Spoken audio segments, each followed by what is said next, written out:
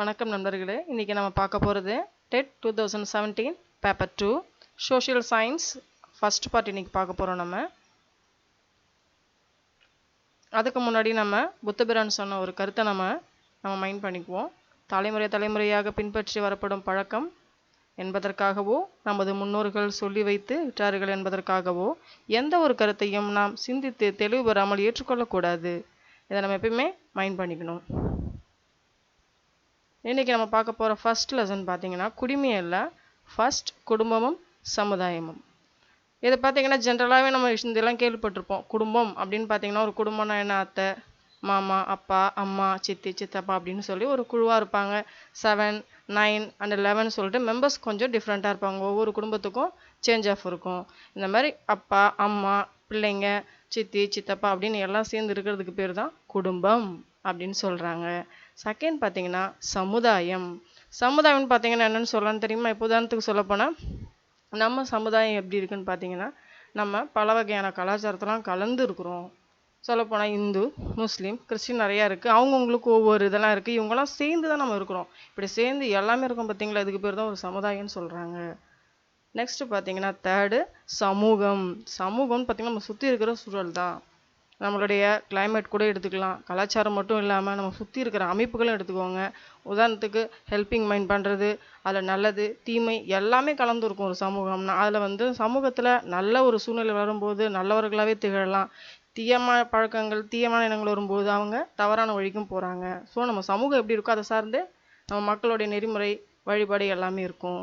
இதான் இந்த ஃபர்ஸ்ட் லெசனில் கொடுத்துருக்காங்க. மற்றபடி ஒன்றும் இந்த ஃபர்ஸ்ட் லெசனில் நம்ம தெரிஞ்சுக்கிறது இல்லை. ஸோ குடும்பம் எப்படிங்கிறதெல்லாம் தெரிஞ்சுக்கோங்க, நம்ம சமூகம் எப்படின்னு தெரிஞ்சுக்கோங்க, நம்ம சமுதாயம் எப்படின்னு தெரிஞ்சுக்கணும். இது மட்டும்தான் ஜென்ரலாக இருந்தாலே போதும். இதெல்லாம் சொல்லியிருக்காங்க பாரதியார் நிறைய. எல்லாரும் ஊர்குலம் அப்படின்னு சொல்லிட்டு பாரதியார் எக்ஸ்பிளைன் பண்ணியிருக்காரு. அவ்வளோதான். நெக்ஸ்ட்டு பார்த்தீங்கன்னா புவியியல்.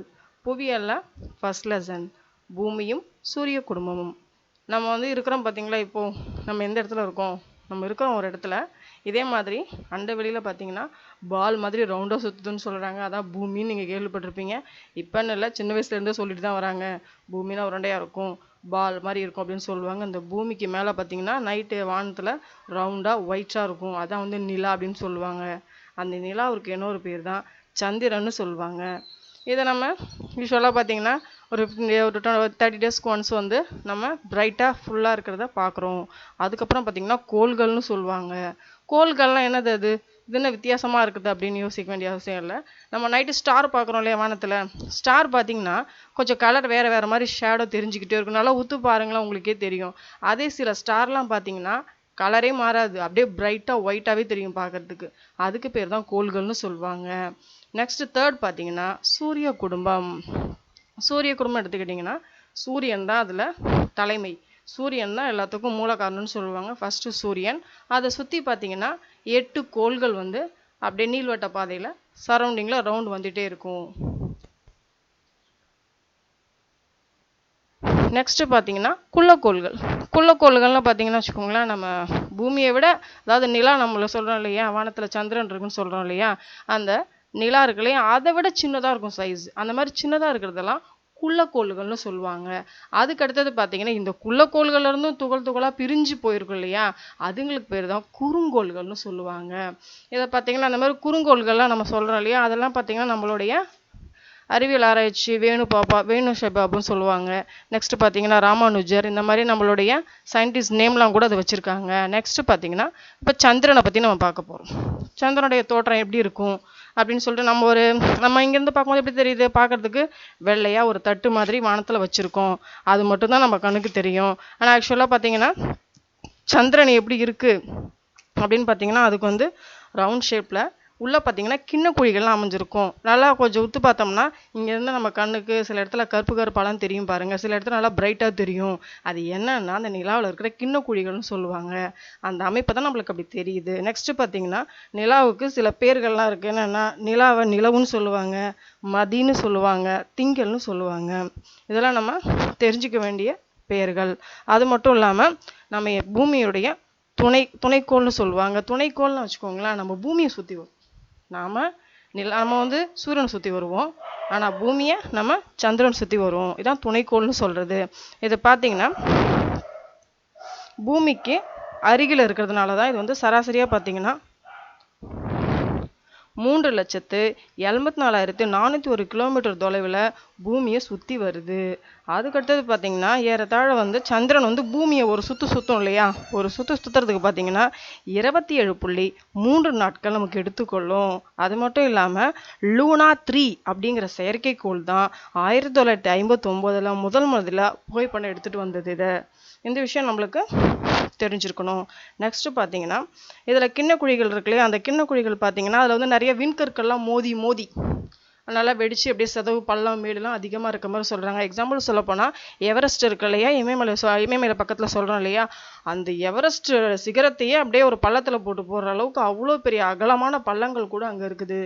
இதான் நம்ம தெரிஞ்சுக்க வேண்டிய ஜென்ரல் ஆஃப் விஷயம். இதெல்லாம் சந்திரனை பற்றின ஃபுல் டீட்டெயில்ஸ். நெக்ஸ்ட் பார்த்தீங்கன்னா எரி நட்சத்திரம். எரி நட்சத்திரம்னா என்ன, இது என்னது புதுசாக இருக்குது அப்படின்னு நம்ம யோசிப்போம். திடீர்னு நைட்டு பார்த்தீங்கன்னா வானத்தில் பார்க்கும்போது வேகமாக திடீர்னு ஒரு ஸ்டார் வந்து வேகமாக அப்படி டக்குன்னு அப்படி எரிஞ்சிக்கிட்டு போகிற மாதிரி தெரியும், டக்குன்னு மறைஞ்சிரும். இது என்னது திடீர்னு மறையுதுன்னு நம்ம நினைப்போம். சம்டைம்ஸ் சினிமாவில் கூட நீங்கள் பார்த்துருப்பீங்க, நம்ம அந்த ஹீரோ அப்படி நிற்கும்போது திடீர்னு ஒரு நட்சத்திரம் போகிற மாதிரிலாம் அப்படி காமிப்பாங்க. அது என்னன்னா அதுக்கு பேர் தான் அந்த எரி நட்சத்திரம்னு சொல்லுவாங்க.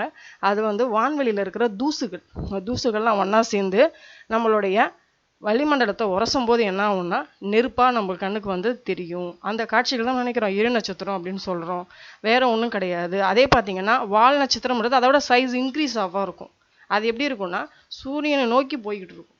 சூரியனை நோக்கி வந்து போகும்போது அதோடைய ஃபயர் பார்த்தீங்கன்னா பேக் சைடில் தான் அது வந்து ஃபயர் ஆகும். பின்பக்கம் ஃபயர் ஆகும்போது பார்க்குறதுக்கு நம்மளுக்கு வால் நட்சத்திரம் மாதிரி நம்ம கண்ணுக்கு தெரியறது, வேற ஒன்றும் இல்லை. அதுக்கு அடுத்தது பார்த்தீங்கன்னா பேரண்டம். பேரண்டம்னு பார்த்தீங்கன்னா பூமிக்கு வெளியில் நாம இல்லாமல் நம்மளை போல் நிறைய கிரகங்கள் இருக்குது இல்லையா, பக்கத்தில் புதன் வெள்ளி அது போல் நிறைய கிரகங்கள்லாம் இருக்கு இல்லையா, அந்த கிரகங்கள் எல்லாம் சேர்ந்து நம்ம இருக்கோம் இல்லையா, அது எல்லாமே பேரண்டம். இது போன்ற உருளையா ஒவ்வொரு கிரகங்கள் எல்லாமே இருக்கு இல்லையா, சுற்றி குறுங்கோள்கள் குள்ளக்கோள்கள் எல்லாம் இருக்கிறதெல்லாம் சேர்த்தா பேரண்டம். இந்த பேரண்டத்தையும் தாண்டி பார்த்தீங்கன்னா நிறைய சின்ன சின்ன நட்சத்திர துகள்கள்லாம் இருந்து கும்பலாக அப்படியே அதிகமாக காணப்படும் இல்லையா, இதான் வந்து பால்வெளின்னு சொல்கிறாங்க. அதுக்கு பேர் இந்த பால்வெளி அண்டத்தை மில்கி வேன்னு சொல்லுவாங்க. இதை வந்து அந்த காலத்தில் பார்த்தீங்கன்னா இந்த பால்வெளி அண்டத்தை தான் நம்ம ஆகாய கங்கை அப்படின்னு சொல்லிட்டு அந்த காலத்தில் சொல்லுவாங்க. இதுவே நம்ம இந்த சூரிய குடும்பத்தை பற்றி தெரிஞ்சுக்கிற முழுமையான விஷயம். இந்த சூரிய குடும்பத்தில் பார்த்தீங்கன்னா ஒரே ஒரு கிரகத்தில் மட்டும்தான் உயிரினங்கள் எல்லாம் வாழலாம். அது பேர் தான் உயிர்கோளம்னு சொல்லுவாங்க. அதான் பூமி. பூமியில் மட்டும்தான் மனுஷனுக்கு தேவையான காற்று நீர் இருக்குது. நம்ம சுவாசிக்கக்கூடியதெல்லாம் பருவநிலை மாற்றம் நீர் எல்லாமே இருக்குது. அதனால் பூமியெல்லாம் உயிர்கோளம்னு நம்ம சொல்கிறோம். நெக்ஸ்ட்டு பார்த்தீங்கன்னா அந்த சாப்டரில் இம்பார்ட்டண்ட்டான சம் கண்டென்ட்டாக அதில் இருக்குது. அதை நம்ம மைண்ட் பண்ணுறது பெஸ்ட்டு. பார்த்தீங்கன்னா இதில் நம்ம கோள்கள் இருக்கு இல்லையா, நம்ம 8 பிளானட் பார்த்துருக்கோம் இல்லையா, அந்த 8 கோள்கள்லையும் பார்த்தீங்கன்னா புதன் வெள்ளி பூமி செவ்வாய் வியாழன் சனி யுரனஸ் நெப்டியூன் இவன் எவ்வளோ நாள் வந்து சூரியனை சுற்றி வர காலங்கள் இருக்குல்ல, நம்ம எடுக்கிறது நம்மளுடைய பூமி பார்த்தீங்கன்னா ஒரு வருஷத்துக்கு 365 நாட்கள் ஆகும் சூரியனை சுற்றி வர்றதுக்கு. ஓகேங்களா, தன்னைத்தானே சுற்றிக்கிறதுக்கு 24 மணி நேரம் நம்ம சொல்கிறோம். இதே மாதிரி தான் ஒவ்வொரு கிரகமும் பூமியை சுற்றி வருது. அந்தந்த கிரகத்துக்கு பார்த்தீங்கன்னா கால நாட்கள் இருக்குது. இது நமக்கு ஒன் வேர்டில் கேட்கறதுக்கு நிறைய வாய்ப்பு அதிகமாகவே இருக்குது. ஸோ இந்த காலம்ஸை நம்ம கண்டிப்பாக மைண்ட் பண்ணிக்கணும். எல்லாம் பார்த்தீங்கன்னா இதில் வெள்ளி யுரனஸ் இந்த 2 கோள்களுடைய தற்சுழற்சி பார்த்தீங்கன்னா கிழக்கிலிருந்து மேற்கு நோக்கி சுற்றும். இது இம்பார்ட்டன்ட் கொஸ்டின் எல்லாம் நோட் பண்ணிக்கோங்க. யுரனஸ் வெள்ளி இந்த 2 கோளும் பார்த்தீங்கன்னா கிழக்கிலிருந்து மேற்காக சுற்றும். மற்ற கோள்கள்லாம் பார்த்தீங்கன்னா மேற்கிலிருந்து கிழக்காக சுழலும். இதுக்கான ப்ரூஃப் பார்த்தீங்கன்னா நம்மளுக்கு நாசா யூஎஸ்ஏலேருந்து நம்மளுக்கு நெட் மூலமாக சர்ச் பண்ணி தெரிஞ்சுக்கலாம். ஓகேவா. நெக்ஸ்ட் பார்த்தீங்கன்னா இப்போ பூமி பார்த்தா பூமிக்கு ஒரு துணைக்கோள் நம்ம பார்த்தோம், அது நிலான்னு பார்த்தோம். அதே மாதிரியே மற்ற கிரகங்களுக்கு இருக்குது. புதனுக்கு பார்த்தீங்கன்னா ஒன்றும் இல்லை, வெள்ளிக்கும் ஒன்றும் கிடையாது, பூமிக்கு 1 இருக்குது, செவ்வாய்க்கு 2, வியாழனுக்கு 63, சனிக்கு 60, யுரனஸ்க்கு 27, நெப்டியூனுக்கு 13. இதில் ஒரு ஜென்ரல் கொஷின் வரும், அதிகமான துணைக்கோள் வந்து கொண்ட பிளானட் எதுன்னு நம்மளை கேட்பாங்க. அப்போ நம்ம என்ன சொல்லணும், அதிகமாக இருக்குது. அதே மாதிரி லோவஸ்ட் ரொம்ப கம்மியான அளவு துணைக்கோள் கொண்ட பிளானட் எதுன்னு நம்மளை கேட்பாங்க. அப்போ நம்ம அதை சொல்லணும். இந்த கொஷின் சொன்னீங்கனால மைண்ட் பண்ணிக்கோங்க. ஸோ இதனால் கேட்ச் பண்ணிங்கன்னா போதும்.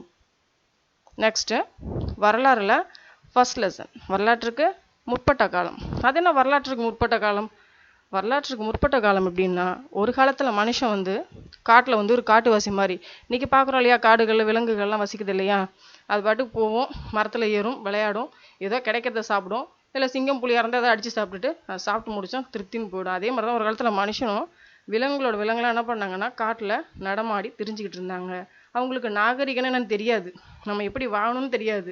சாப்பிடுவாங்க, சாப்பிட்டு போட்டு அப்படியே போவாங்க, ஏதோ மரக்கிளையில படுத்து தூங்குவாங்க. ரொம்ப பயமா இருக்குதா, எங்கேயாவது சந்து பொந்துல உட்காந்துக்குவாங்க, போய்கிட்டே இருப்பாங்க. இதான் அவங்களுடைய வாழ்க்கையா இருந்தது. அதான் வந்து வரலாற்றுக்கு முற்பட்ட காலம். இந்த காலத்தை பத்தி என்னடா அது இந்த அளவுக்கு சொல்லணும்னு பாக்குறீங்களா? எஸ். ஆனா இந்த காலத்துல பாத்தீங்கன்னா நிறைய, இப்போ எக்ஸாம்பிளுக்கு சொன்னா, ஒரு இடத்துல வீடு கட்டலாம்னு சொல்லிட்டு ஒரு பெரியவர் நோண்டும் போது திடீர்னு பார்த்தீங்கன்னா அடியில் வந்து சில பானைகள்லாம் கிடைக்குது. இது என்ன பானைகள்லாம் புதுசாக இருக்குன்னு அப்படி நோண்டி பார்த்தா அதில் பழைய காலத்து பொருளெல்லாம் கிடைக்குது. எடுத்து என்ன பண்ணுறாங்க, ஒரு ரிசர்ச் பண்ணுறாங்க. என்னது ரிசர்ச் பண்ணுறாங்கன்னா, என்ன இது பொருள் வித்தியாசமாக இருக்குதுன்னு பார்க்கும்போது, அப்போ சோதனை பண்ணி பார்க்கும்போது இதை பார்த்தீங்கன்னா ஒரு 1000 வருஷத்துக்கு முன்னாடி இந்த பக்கம் நிறைய பேர் வாழ்ந்தாங்க, அவங்களுடைய பொருட்கள்லாம் கிடைச்சதுன்னு சொல்லுவாங்க. அந்த மாதிரி ஆராய்ச்சிகள் நம்ம தமிழ்நாட்டில் சில இடத்துல பண்ணியிருக்கிறாங்க. அது எங்கன்னு பார்த்தீங்கன்னா, தமிழ்நாட்டில் திருநெல்வேலி மாவட்டம் இருக்கு இல்லையா, அது பக்கத்தில் ஆதிச்சநல்லூர் அப்படிங்கிற ஊர் இருக்குது. அதில் பார்த்தீங்கன்னா 100 வருஷமாக ஆராய்ச்சி பண்ணாங்க. அப்படி ஆராய்ச்சி பண்ணும்போது 2004 160 முதுமக்கள் தாழி கிடைச்சிது. அது என்ன முதுமக்கள் தாழின்னு கேட்பீங்க இல்லையா, முதுமக்கள் தாழினா அந்த காலத்தில் இறந்துருவாங்க இல்லையா, அவங்களோடது எப்படின்னா இறந்துட்டு அப்புறமா அவங்க உயிரோட வாழ்வாங்க அப்படின்னு அவங்களுக்கு நம்பிக்கை இருக்குது. அதனால அந்த பானைக்குள்ளே அவங்க இறந்த உடனே அவங்கள படுக்க வச்சுட்டு அவங்களோட பயன்படுத்தின பொருள் இருக்கு இல்லையா, அவங்க போட்டிருந்த உடைகள், அவங்க பயன்படுத்தின சாப்பாடு செய்கிற பொருட்கள், அப்புறம் அவங்க போட்டிருந்த நகைகள் எல்லாத்தையும் ஒன்றா உள்ளே போட்டு ஒரு 8 அடி 9 அடி இருக்கும் அந்த முதுமக்கள் தாழி, அதை பெரிய பள்ளத்தில் புதைச்சிருவாங்க. அந்த மாதிரி தாழிகள் வந்து நம்மளுக்கு ஒரு 120க்கு மேலே கிடைச்சிருக்கு. அதை ரிசர்ச் பண்ணும்போது தான் தெரியும் நம்மளுடைய வரலாறு பல ஆயிரம் ஆண்டுகளுக்கு முன்னாடி ஆரம்பிச்சிருக்குன்ற விஷயம் நமக்கு தெளிவாக தெரியும். இப்போ வரலாற்றை பார்த்தீங்கன்னா, வரலாற்றையே வரலாற்று காலம்னா நம்மளுக்கு சான்றுகள் கிடைச்ச காலம். அதாவது அவங்கள பற்றின அந்த சொன்னலையா முதுமக்கள் தாழி, இல்லை ஒரு செப்பேடுகள், இல்லை அவங்கள பற்றின ஏதாவது நூல்கள் நம்மளுக்கு கிடைச்சிருக்கும். இதெல்லாம் வந்து வரலாற்று காலம்னு சொல்லுவாங்க. வரலாற்றுக்கு முற்பட்ட காலம்னா அவங்க அந்த காலத்தில் பயன்படுத்தின ஏதாவது குகை இல்லையா, வேற ஏதாவது அவங்க சித்திரம் வரைஞ்சி கிறுக்கி வச்சிருப்பாங்களே, அந்த மாதிரி சில பொருட்கள் ஏதாவது விட்டு போயிருப்பாங்க. அந்த மாதிரி சான்றுகளை மட்டுமே தான் நம்ம வச்சுக்க முடியும். அதை வச்சு வரலாற்றுக்கு முற்பட்ட காலம்னு 2 காலம் நம்ம சொல்றோம். அதுக்கடுத்தது பார்த்தீங்கன்னா, இந்த வரலாற்றை வந்து நம்ம 4 வகையாக பிரிச்சுக்கிறோம். ஏன்னா வரலாற்றுக்கு முற்பட்ட காலம்னா நாடோடியாக போனாங்க, திரிஞ்சாங்க, ஒரு குகையில் வாழ்ந்தாங்க, வந்தாங்க அப்படின்னு பார்க்குறோம். அது பார்த்தீங்கன்னா அந்த காலத்தில் வந்து பெண்கள் கூட வேட்டையாட போவாங்களாம். பெண்கள் கூட பார்த்தீங்கன்னா முதுகில் குழந்தைங்களை வச்சுக்கிட்டு வேகமாக போயிட்டு அங்கே காட்டில் வேட்டையாடி அங்கே இருக்கிற மிருகங்கள் அடித்து தன்னுடைய குழந்தைகளுக்கு வீட்டில் இருக்கவங்களுக்கு உணவாக கொடுப்பாங்களாம். அந்த மாதிரி காட்சிகள்லாம் பார்த்தீங்கன்னா அவங்க சில குகையில் போய் தங்கியிருந்தாங்களே அந்த காலத்தில் மலைப்பகுதிகளில். அந்த குகையில் அவங்களுக்கு ஓவியம் அந்த அளவுக்கு வரைய தெரியாது, இருந்தாலும் சின்ன சின்ன கற்களை வச்சு அவங்களுக்கு தெரிஞ்ச மாதிரி செதுக்கியிருப்பாங்க, கோட்டு வடிவில் அந்த படத்தை வரைஞ்சிருப்பாங்க. இது போன்ற காட்சிகள்லாம் அதை வச்சு தான் என்ன பண்ணுறோம், இங்கே பழைய காலத்தில் மக்கள் வாழ்ந்தாங்கன்றதை முடிவு பண்ணியிருக்கோம். அதெல்லாம் வரலாற்றுக்கு முற்பட்ட காலம். வரலாற்று காலத்தை பார்த்தீங்கன்னா 4 வகையை நம்ம சொல்லலாம். 1 பழைய கற்காலம், 2 புதிய கற்காலம், 3வது செம்பு காலம், 4வது இரும்பு காலம். பழைய கற்காலம்னு பார்த்தீங்கன்னா கிமுனா கிறிஸ்து பிறக்கிறதுக்கு முன்னாடி. அதை ஃபஸ்ட்டு நீங்கள் ஞாபகம் வச்சுக்கணும். கிமுனா கிறிஸ்து பிறப்பதற்கு முன்னாடி, கிட்டத்தட்ட பார்த்தீங்கன்னா 10,000 வருஷத்துக்கு முன்னாடி நான் சொல்கிறேன். அப்போ நடந்தது தான். அது இந்த காலத்தை பற்றி நம்ம தெரிஞ்சுக்கணும் இல்லையா. பழைய கற்காலத்தில் பார்த்தீங்கன்னா ஃபஸ்ட்டு மனுஷன் நாடோடியே வாழ்கிறான். உணவுக்காக என்ன பண்ணுவான், கூட்டமாக போவாங்க, வேட்டையாடுவாங்க, சாப்பிடுவாங்க, வந்துக்கிட்டே இருப்பாங்க, அவ்வளோதான். இதான் வந்து பழைய கற்காலத்தில் அவங்க நடந்துக்கிட்டது. நாகரிகம்லாம் அந்த அளவுக்கு அவங்களுக்கு கிடையாது. நம்ம இப்படி தான் உடை அணியிறது தான், இப்படி தான் இருக்கணும் அப்படிங்கிற ஒரு அடிப்படையான அறிவு அவங்கக்கிட்ட எதுவும் கிடையாது. குழுவாக போவாங்க, சாப்பிடுவாங்க, அவங்க பாட்டுக்கு அவங்க வேலையை பார்ப்பாங்க, பார்த்துட்டு அமைதியாக இருப்பாங்க. இதான் வந்து பழைய கற்காலன்றது. புதிய கற்காலம்னு பார்த்தீங்கன்னா 10,000 4000 வரைக்கும் இருக்கிற காலம் புதிய கற்காலம். இந்த காலத்தில் பார்த்தீங்கன்னா சக்கரத்தை கண்டுபிடிச்சிட்டான் மனுஷன். அது மட்டும் இல்லாமல் நாயை வந்து தன்னுடைய விலங்கா பயன்படுத்தாத பழக்கப்படுத்தின விலங்கா ஒரு வேட்டையாட போனால் கூட கூட்டிகிட்டு போகிறது, ஒரு பாதுகாப்பை கருதி நாயை வளர்த்து நாயை பழக்கப்படுத்தவும் ஆரம்பிச்சாச்சு. அதுவும் இல்லாமல் சக்கரம் கண்டுபிடிச்சிட்டாங்க இல்லையா, சக்கரம் கண்டுபிடிச்சதான் அவங்களுக்கு மிகப்பெரிய சாதனை. அதுதான். ஏன்னா அது மூலமாக என்ன பண்ணிட்டாங்க, ஒரு வண்டிகளை உருவாக்குனாங்க. அந்த சக்கரத்தின் உதவி கொண்டு நிறைய மண்பாண்டங்களும் செஞ்சாங்க. ஒரு இடத்துல இருந்த பொருளை இன்னொரு இடத்துக்கு எடுத்துக்கிட்டு போகவும் வசதியாக இருந்துச்சு. அப்போது நாகரிகம் வளர ஆரம்பிச்சிருச்சு. உடனே என்ன, மக்கள் தன்னுடைய தோற்றத்தில் நம்ம இப்படி இந்த மாதிரி உடைகள்லாம் அணியணும் அப்படின்றத கற்றுக்கிட்டாங்க. உழவு தொழில் எப்படி பண்ணணுங்கிறத கற்றுக்கிட்டாங்க. கால்நடைகள் எப்படி வளர்க்கணும் அப்படிங்கிறத நல்லா திறம்பட கற்றுக்க ஆரம்பிச்சிட்டாங்க. சிந்திக்க ஆரம்பிச்சிட்டான் மனுஷன். இதுதான் உலகம், இப்படி தான் நம்ம வாழணும், நம்மளும் மனிதர்கள், நம்மளுக்கு 6 அறிவு இருக்குது, நம்ம இப்படிலாம் இருக்கிறோம், நம்ம இப்படி தான் வாழணும் அப்படிங்கிற முறையை தெரிஞ்சுக்கிட்ட காலம்தான் புதிய கற்காலம். அதுக்கடுத்தது பார்த்தீங்கன்னா செம்பு காலம். செம்பு காலத்தில் பார்த்தீங்கன்னா உலோகங்களை அவன் கண்டுபிடிச்சிட்டான். உலோகங்கள் மூலம் என்ன பண்ணுறான், கருவிகள்லாம் அவனுடைய நம்ம பயன்படுத்துகிற சில கருவி முறைகள்லாம் என்ன பண்ணுறான், பயன்படுத்த ஆரம்பிச்சிட்டான். ஸோ சில கருவிகள், அதாவது வேளாண்மை செய்கிறதுக்கான கருவிகள் இருக்கு இல்லையா, ஏறு உழுபடைகள்லாம் நம்ம சொல்கிறோம் இல்லையா, அது போன்ற கருவிகளை ஃபுல்லாக ஒவ்வொன்றா உலோகங்களை கொண்டு பயன்படுத்த ஆரம்பிச்சிட்டான். அதனால் அந்த காலத்தை என்னென்னு சொல்லுவாங்கன்னா நம்ம செம்பு காலம் அப்படின்னு சொல்லிட்டு சொல்கிறோம். அப்போ அந்த காலத்தில் பயன்படுத்தினது பார்த்திங்கன்னா ஹராப்பா மொஹஞ்சதாரோலாம் நம்ம கண்டுபிடிச்சோம் இல்லையா நாகரிகங்கள், அந்த இடத்துல அதுக்குண்டான சான்றுகளாக பொருட்கள் நிறைய கண்டுபிடிச்சிருக்காங்க. அதை ஆராய்ச்சி பண்ணி நம்மளுக்கு உண்மையை சொல்லியிருக்கிறாங்க, இந்த உலகத்துக்கு எடுத்து சொல்லியிருக்கிறாங்க. அதுக்கு அடுத்தது பார்த்திங்கன்னா இரும்பு காலம். இரும்பு காலத்துக்கு இன்னும் ஒரு பேர் என்ன தெரியுமா, வேத காலம்னு சொல்லுவாங்க. பார்த்தீங்கன்னா இந்த 1500 வருஷத்துல தான் நம்மளுக்கு வேத காலம்னு சொல்றது ஆரம்பிக்குது. ஏன்னா ஆரியர்கள் நம்ம இந்தியாவுக்குள்ள அப்பதான் கைபர் போலன் கணவரை நுழைவாங்க. அவங்க தான் வேதத்தை பத்தின அறிவை நம்மளுக்கு கொடுக்குறாங்க. ஸோ அந்த இரும்பு காலம் வேத காலம்னு சொல்றாங்க. இரும்புங்கிறத தமிழர்கள் கண்டுபிடிச்சது கிடையாது. அதாவது வெளியில இருந்த வேத காலம்னு சொல்றாங்க இல்லையா, அந்த வேத காலத்தை சேர்ந்தவங்க ஆரியர்கள் தான் நம்மளுக்கு இரும்பு அறிமுகப்படுத்தினாங்க. அவங்க இந்த இரும்பை பயன்படுத்தி அவங்களுடைய ஆயுதங்கள்லாம் செஞ்சாங்க. மேய்ச்சல் நிலத்தை தேடி நம்ம இந்தியாவுக்குள்ள நுழைஞ்சாங்க. அப்போ வரும்பொழுது அவங்களுடைய பழக்க வழக்கத்தை நம்மளுடைய இந்திய மக்கள்கிட்ட அவங்க கொடுத்தாங்க. அவங்க கண்டுபிடிச்ச அந்த இரும்பு, அந்த ஆயுதங்கள், அது மட்டும் இல்லாமல் குதிரைங்கிற ஒரு விலங்கு நம்ம அறியலை. அவங்க வரும்போது குதிரைகள்லாம் வளர்த்து கூட்டிட்டு வந்தாங்க. அதை பார்த்து தான் இது குதிரை இப்படி ஒன்று பழக்கப்படுத்திருக்கிறாங்க அப்படிங்கிற விஷயம் நம்மளுக்கு அறிமுகப்படுத்தினாங்க. அவங்க வேதத்தையும் நம்மளுக்கு சொல்லி கொடுத்துட்டு போனாங்க. ஸோ அந்த இரும்பு காலம்ங்கிறத வேத காலம்னு சொல்லுவோம். நம்ம பார்த்தீங்கன்னா இந்த மாதிரி காலங்கள்லாம் இருந்துச்சு அப்படின்றது நிறைய சான்றுகள்லாம் கிடைச்சிருக்கு. அது பார்த்தீங்கன்னா என்னென்ன ஊரில் கிடைச்சிருக்கு நம்ம தமிழகத்துலன்னு பார்த்தீங்கன்னா பல்லாவரம், காஞ்சிபுரம், வேலூர், திருவள்ளூர், இங்கெல்லாம் பார்த்தீங்கன்னா அந்த கற்கால கருவிகள்லாம் நம்மளுக்கு கிடைச்சிருக்குது. அது மட்டும் இல்லாமல் திருநெல்வேலி பக்கத்தில் இருக்கிற சேலம், புதுக்கோட்டை, திருச்சிராப்பள்ளி, தாண்டிக்குடி, இந்த ஊர்லலாம் பார்த்தீங்கன்னா நிறைய ஆதாரங்கள்லாம் அதுக்கு கிடைக்கப்பட்டிருக்குது. அது மூலமாக தான் நம்ம நிறைய விஷயம் தெரிஞ்சுக்கிறோம். அதுக்கடுத்தது பார்த்தீங்கன்னா சில முக்கிய ஆண்டுகள்லாம் நம்ம தெரிஞ்சுக்கணும். ஏன்னா வச்சு நம்மளுக்கு நிறைய கொஷின்ஸ் எல்லாம் இப்போ நமக்கு ஜென்ரலாகவே எடுக்கிறாங்க. பூமி தோற்றம் இத்தனை வருஷங்கள் ஆச்சு, எத்தனை ஆண்டுகள் ஆச்சு அப்படின்னு சொல்லிட்டு ஒரு கொஷின் இருக்குது. ஸோ 460 கோடி ஆண்டுகளுக்கு முன்னாடி பூமி தோன்றி உருவாகிட்டது. அதுக்கப்புறம் பார்த்தீங்கன்னா மனுஷன் உயிரினம் எப்போ உருவாச்சு பார்த்தீங்கன்னா 40,000 ஆண்டுகளுக்கு முன்னாடி உருவானது. உருவாகும் பொழுது மனுஷனுடைய அந்த இயல்பு தோற்றம் பார்த்தீங்கன்னா இப்போ நம்ம இருக்கிறோம் அதே மாதிரி கிடையாது, வித்தியாசமாக இருக்கும். பார்த்தீங்கன்னா அந்த குனிஞ்சு குள்ளமா நம்ம நடக்க தெரியாம ஒரு நாகரிகம் தெரியாம இருந்தோம் இல்லையா, அந்த காலம் ஹோமோ சேம்பியன்ஸ் அப்படின்னு சொல்லிட்டு சொல்லுவாங்க. அந்த நிலையில் நம்ம இருந்தோம். அதுக்கு அடுத்தது பார்த்தீங்கன்னா வேளாண்மை நம்மளுடைய இந்தியாவில் தோன்றி பார்த்தீங்கன்னா 8000 ஆண்டுகள் தான் ஆகுது. அதுக்கப்புறம் நகர வாழ்க்கைன்னு சொல்கிறோம் இல்லையா, இது மாதிரி நாகரிகமாக வாழ்கிற முறை, இதை தோன்றி பார்த்தீங்கன்னா 4700 ஆண்டுகள் தான் ஆகுது. இதில் நம்மளுக்கு கண்டிப்பாக சொல்கிறேன், இந்த இயர் பேஸ் பண்ணி நம்மளுக்கு கொஷின் கேட்பாங்க. ஸோ இதில் நம்ம ரெஃபரன்ஸ் பண்ணுறது பெஸ்ட். நெக்ஸ்ட் பார்த்தீங்கன்னா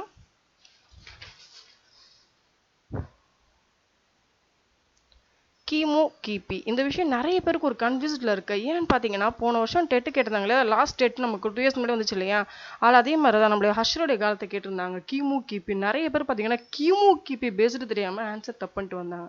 ஸோ அந்த விஷயத்தை நம்ம பேசிக்கலாக தெரிஞ்சுக்கணும். ஸோ கிமுன்றது கிறிஸ்துவுக்கு முன்னாடி, கிபின்றது கிறிஸ்துவுக்கு பிறந்த அப்புறம். ஸோ பிஃபோர் கிறிஸ்ட் ஹேனோன் டொமைன் சொல்லுவாங்க. நெக்ஸ்ட் ஏடிங்கிறது சின்னா common era, next before common era பிசின்னு சொல்லுவாங்க. நெக்ஸ்ட் இது பார்த்தீங்கன்னா வேர்ல்டு லெவலுங்கிறது தான் கிமு கிபிங்கிறது. நெக்ஸ்ட் இந்தியா லெவல் வாங்க. இந்தியா லெவல் பார்த்தீங்கன்னா நம்மளுக்கு திருவள்ளுவர் ஆண்டுன்னு சொல்லுவாங்க. திருவள்ளுவர் ஆண்டு எப்போன்னு பார்த்தீங்கன்னா கிமு கிறிஸ்துவுக்கு முன்னாடி, கிறிஸ்து பிறக்கிறதுக்கு 31 வருஷத்துக்கு முன்னாடி திருவள்ளுவர் ஆண்டு ஸ்டார்ட் ஆகுது. ஸோ தமிழகத்தை பொறுத்த வரைக்கும் இந்தியா லெவல்லன்னு போகும்போது பிடி பிஃபோர் திருவள்ளுவர்னு கொடுப்பாங்க, ஏடின்னா ஆஃப்டர் திருவள்ளுவர், திருவள்ளுவருக்கு முன் திருவள்ளுவருக்கு பின்னு கொடுப்பாங்க. இதில் நம்மளுக்கு கொஷின்ஸ் கேட்க நிறைய சான்சஸ் இருக்குது. ஸோ இதை நல்லா வாட்ச் பண்ணுங்கள், இந்த பாயிண்ட்ஸ் ஆஃப் நல்லா மைண்ட் பண்ணிக்கோங்க. நெக்ஸ்ட் பார்த்தீங்கன்னா நம்ம சொன்னோம் இல்லையா, அப்போ இரும்பு கண்டுபிடிச்சாங்க, உலோகம்லாம் கண்டுபிடிச்சாங்கன்னு சொன்னோம் இல்லையா, அதனுடைய மேட்சிங் நம்ம கலவை தெரிஞ்சுக்கணும் கண்டிப்பாக. அதனுடைய கலவைகளில் ஒரு 4 கொடுத்துருக்காங்க. இரும்பு குரோமியம் சேர்ந்தா சில்வர், இரும்பு வெள்ளியம் சேர்ந்தா வெண்கலம், செம்பு துத்தநாகம் சேர்ந்தா பித்தளை, இரும்பு மாங்கனீசு சேர்ந்த எக்கு. ஸோ இந்த இம்பார்ட்டன்ஸ் எல்லாம் மைண்ட் பண்ணி வச்சுக்கோங்க. இந்த லெசனில் நம்மளுக்கு எப்படி கொஷின் கேட்டாலும் சரி ஈஸியாக வண்டர்ஃபுல்லாக ஆன்சர் பண்ணிடலாம். ஸோ நம்ம வரலாற்று முற்பட்ட மனிதர்களை பற்றி பார்த்தோம் இன்னைக்கு. அதை பற்றி நல்லா தெளிவாக நீங்கள் தெரிஞ்சிருப்பீங்க. So always rewind as properly. Next பார்த்தீங்கன்னா நீங்கள் வாட்ச் பண்ணதுக்கு வெறும் தேங்க் பண்ணுறேன். நெக்ஸ்ட் நம்மளுடைய சேனல்ஸ் டிஎன்பிஎஸ்சி ஸ்பாக் இருக்குது. ஸோ அது மூலமாக வாட்ச் பண்ணலாம். Please share the messages, subscribe. Next உங்களுக்கு ஏதாவது டவுட் இருந்துச்சுன்னா நீங்கள் கமெண்ட்ஸ் பாக்ஸில் யூஸ் பண்ணிக்கலாம். ஃபேஸ்புக்குடைய கமெண்ட்ஸ் இருக்குது. ஸோ அதை யூஸ் பண்ணுங்கள், ஃப்ரெண்ட் ரிக்வெஸ்ட் கொடுங்க. நெக்ஸ்ட்டு உங்களுக்கு ஏதாவது டவுட்ஸ் சம் மேட்டர்ஸ் வேணும்னா நீங்கள் வாட்ஸ்அப்பில் நம்ம நம்பர்ஸில் காண்டாக்ட் பண்ணுங்கள். So every ways revise is best. Okay, thank you all.